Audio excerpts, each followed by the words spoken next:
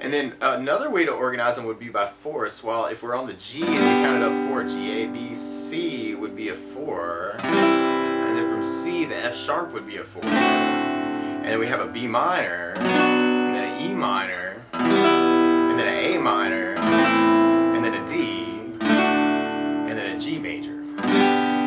So that could be another way to kind of organize them, is moving by fourths. Where if we try that through the whole progression, we have the G down, up, down, C down, down, up, down, sharp, dash, down, up, down, B minor, down, down, up, down, E minor, down, down, up, down, A minor, down, down, up, down, D down, down, up, down, G down, down, up, down. So that would be going up fourths, and if we did that backwards, then we'd actually have a fifths progression, where we'd have the G, in front of the G is a D, down, up, down, an A minor, down, up, down, E minor, down, down, up, down, E minor, down, down, up, down, F sharp diminished, down, down, C down, down, G down, down, up, down, which can be kind of cool.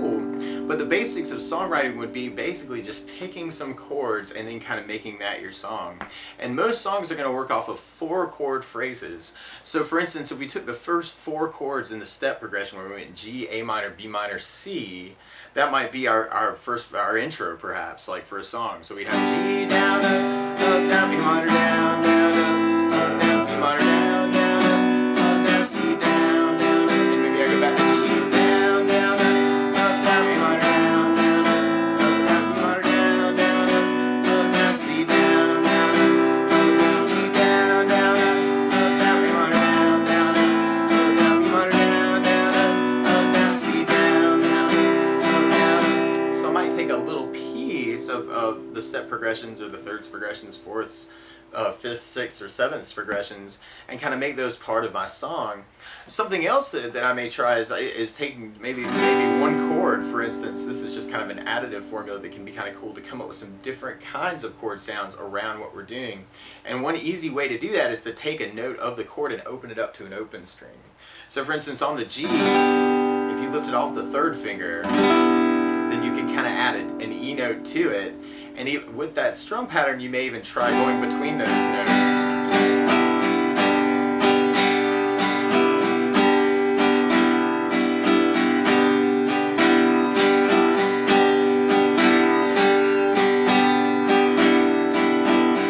So that can be kind of a cool thing too. Like you could take the A minor and try subtracting maybe the first finger, or opening up the third finger, sometimes that can be kind of cool too, is to just vamp on one chord and kind of try additive things to that chord. There are a lot of notes in the key of G major, actually, like in root position, really close to the chords that we're playing.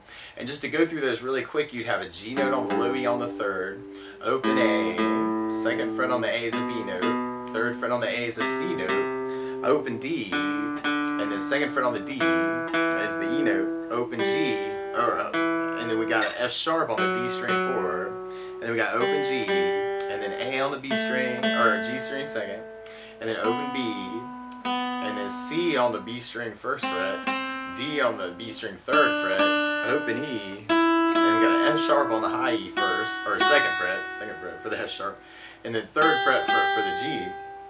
And so those may be some notes that you want to try adding things to. Like you could take the E minor, for instance, and I'm kind of doing it with second finger, third finger, so I have a finger on either side to add and subtract things. So let me start out with E minor. Maybe I'll kind of add the low E second to that, which is that first F sharp note, or the third fret on the low E, or open it up to open A, or go to second fret on the A, which is part of the chord, or go to third fret on the A, or do the opens, or do the back to just that second fret.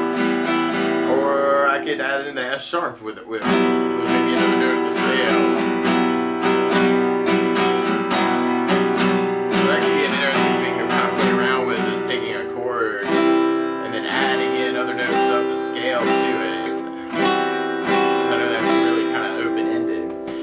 With the strum pattern, you can come up with some really cool riffs too. So